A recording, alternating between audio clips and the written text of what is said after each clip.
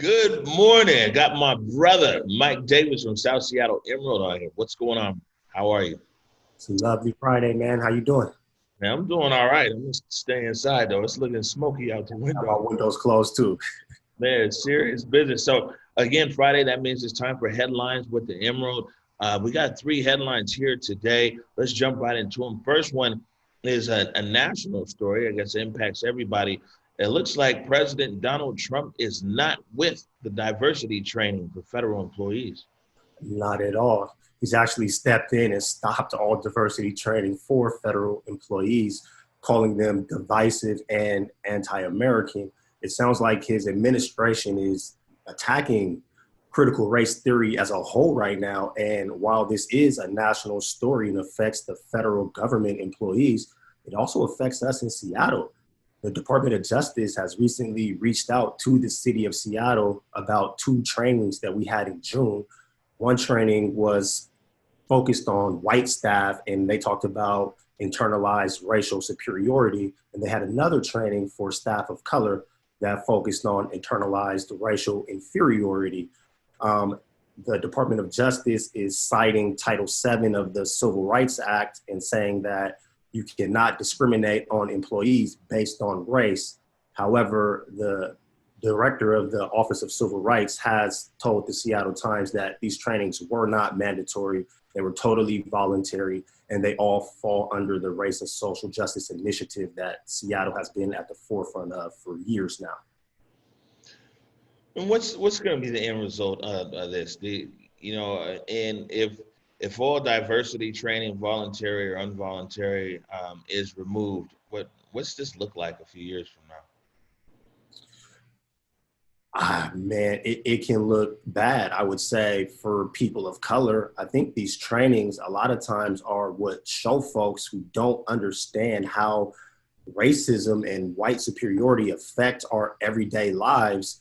They show them what their own internal biases are. You don't really need to train staff of color on diversity and racial awareness because we live with these things every day.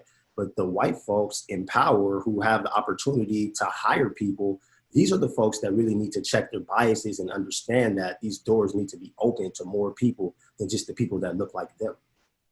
All right. On top of it, next up is local news, and it's something that a lot of people might not be aware of, but a program that's out there is called Pandemic EBT. Tell us all about it. Absolutely. So first and foremost, today is the very last day. You have until 5 p.m.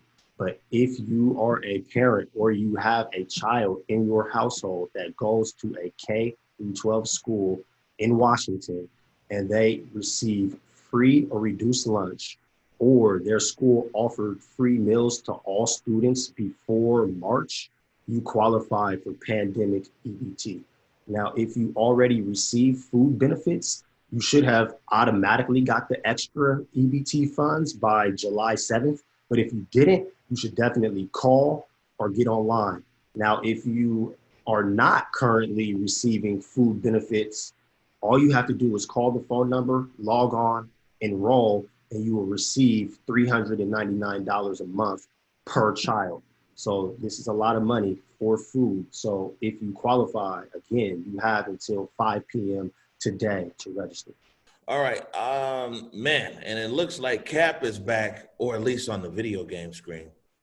Yes, yes. So this story jumped out at me because I saw a lot of the corporate accounts on social media lining up to give kudos to EA Sports and Madden for adding Colin Kaepernick to the Madden 21 video game. And I just want to highlight the fact that we can't keep giving corporations credit for doing the right thing once the right thing becomes easy. I mean, we saw the effects that George Floyd had. We had Black Lives Matter rallies in Salt Lake City, Utah.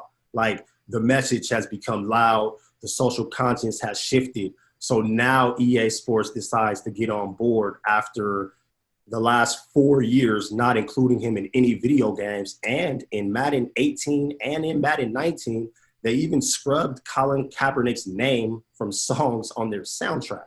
So while he was being blackballed from the NFL, EA Sports and Madden definitely stood with the establishment in the blackball. Now that our conscience has shifted, now they want to come back and they want to make money off of his name and his likeness now that it's convenient for them. So if you play the game, play the game. You want to run with Cap, run with Cap. But let's not give EA Sports or Madden a pat on the back for doing the right thing after 4 years of doing the wrong thing. Yeah, and it seems like EA is probably not the only. I mean, clearly it's a unique situation with Cap, but there's a lot of businesses in corporate America who kind of know they've been on the wrong side of issues, and now they've changed their stance, and now they want a pat on the back. Absolutely. And I would definitely say Nike is one of those companies as well. They did keep Cap, but they definitely kept quiet for years while he was being blackballed. And then out of the blue, they tried to step in and try to position themselves as standing with Cap, but they stood with everyone else when it was hard. When times are hard and Black Lives Matter was considered a divisive statement, we saw where these corporations stood. Now that the conscience is starting to shift, we can't forget who's who. All right, Mike Davis, tell everybody how they can reach the South Seattle Emerald. Uh, Find us, Google us, South Seattle Emerald. We're on Instagram. We are on Twitter. We're there. All right, have a safe weekend and stay out of that smoke. I will. You too.